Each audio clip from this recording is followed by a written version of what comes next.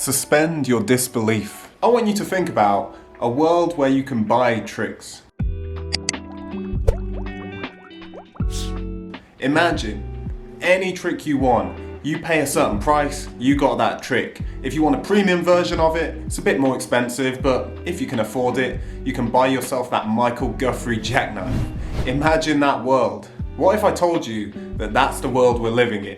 Now hear me out a second. I know you can't actually buy tricks. You can't go to the old tricking bazaar and pick up some scoop double full-ins. You can't do that. You have to earn those tricks. But we do buy tricks, we just buy them with our time. Just really think about it for a second. Each and every trick you've learned, you've had to give it a certain amount of time. Now I am guessing, in fact, I know, I'm pretty sure, the amount of time you've had to put in to learn the tricks that you've learned has been different from your friends. I'm sure some of them have found certain tricks way easier than you, some of them have found certain tricks way harder than you. It's all taken a different amount of time for every person.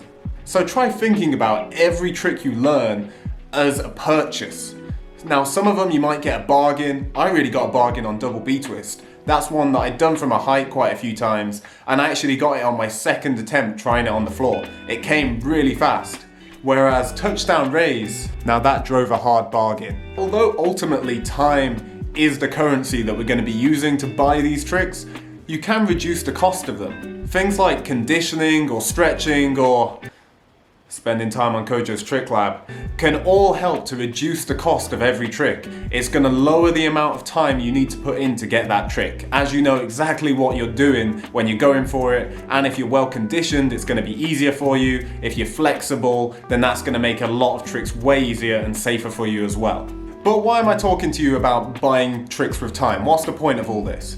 The goal of this video is to really help you understand the finite nature of your time tricking, just so you can put a little bit more thought into what tricks you do. Now when you think of the finite nature of tricks, I'll use myself as an example. Let's say I chose to learn double cork, swing triple cork. Now that's going to take a big investment. There's a few different ways I could go about it.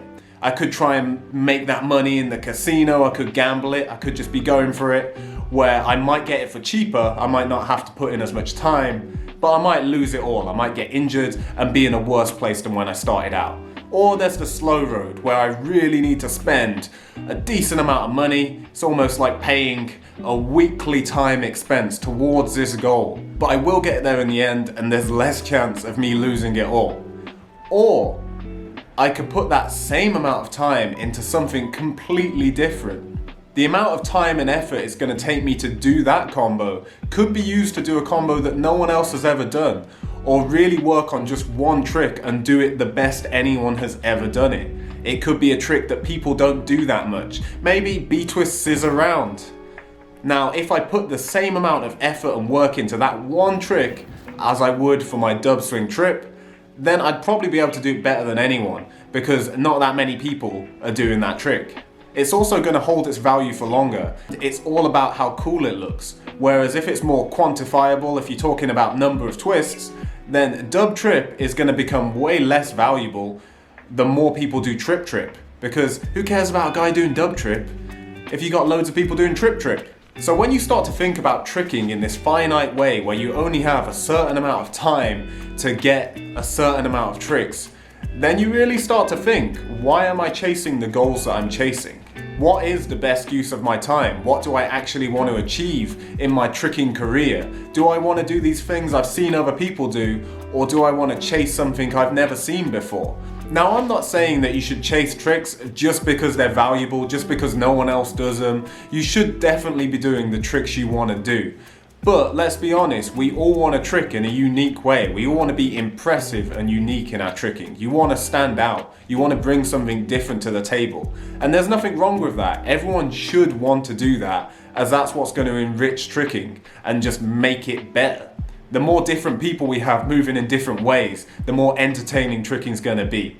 We don't want it to be like gymnastics really, where there's a set goal and everyone's aiming for that goal. Although that does produce some great results, it's just not as varied and it's not as interesting, and really it's not what tricking was ever about. Now when you think about the way you invest your time and what you invest it into, there's certain deals available. You don't just have to purchase the tricks one by one. There are certain bundle deals that you can buy with your time. Let's say you spent a load of time working on cart triple fall. Now, if you do that, then odds are you're not going to find cart double fall variations that hard. So by working on that cart triple fall, you're making all of your cart full, all of your cart double fall variations much easier for you to do, as you're going to have enough power and time in the air to be able to really exaggerate the execution of those tricks. So when you're thinking about what you want to purchase with your time tricking, then take that into account. Think, if I work on this thing, what else is it going to help? Is this just going to be a standalone trick, or will it help a whole family of tricks? If you get really good at raise, that's probably going to help you with a load of other tricks. If you're amazing at round kicks and hook kicks, your jackknife is probably going to get good fast. It's really important to acknowledge that at some point your tricking career is going to end. No one tricks forever. Even if you trick till you're 85, I mean, no one's tricking when they're dead.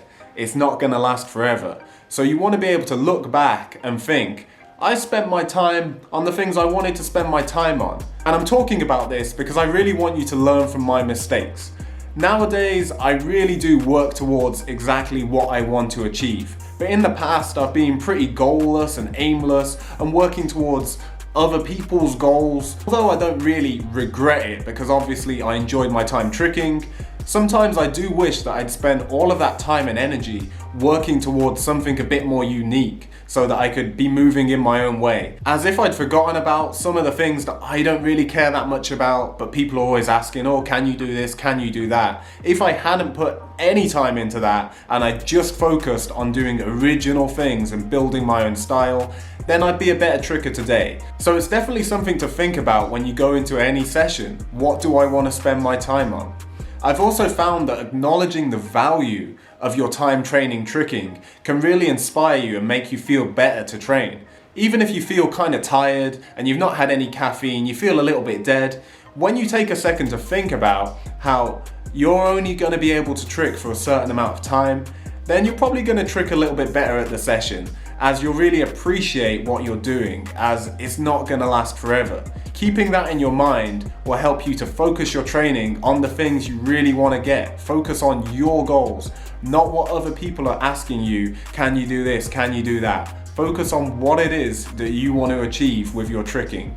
What do you want people to think of when they think of your tricks? Because whatever you put the most time into, that's what they're going to think of. Now, there's definitely plenty of joy and success to be found by going shopping without a shopping list, just tricking and doing whatever. You can stumble across a load of interesting combos and just different tricks. You could have a really good time that way. Some people really trick that way. That's how Jordan Edwards approaches it, and it's produced a really interesting style for him.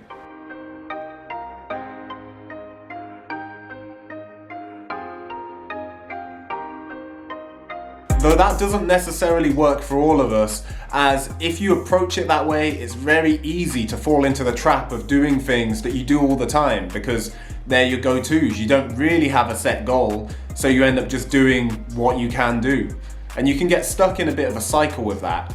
So that's why I found it's pretty good to have some very clear goals and understand what you need to put in to achieve those goals. Basically, I want you to remember that your tricking bucks are finite, and you want to be able to look back and be happy with how you spent them.